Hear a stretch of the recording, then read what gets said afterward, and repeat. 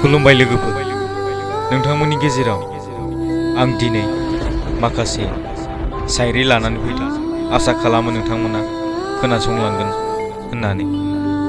लोगोफोर, दंजानाय मोनबा आंहाबो सोरबा जिउनि लोगो बुंगौमोन आंखौ दागाबसना, नों गाबबा आंहाबो मोदै गफायो। लोगोफोर, गार्लफ्रेन्ड आरो सरखारखौ ओरैनो जानो हाया। लोगोफोर, गोबां नंखाय बाथ्रा बोसोन बुंनो नांगौ जाना फैयो। सासे समायना हिन्जावखौ मोननायनिख्रुइ सासे गोसोम गुन गोनां हिन्जावखौ मोननाया जोबोर मोजांसिन। लोगोफोर, अब्ला लोगोफोर, शायरिया एसेनोसै।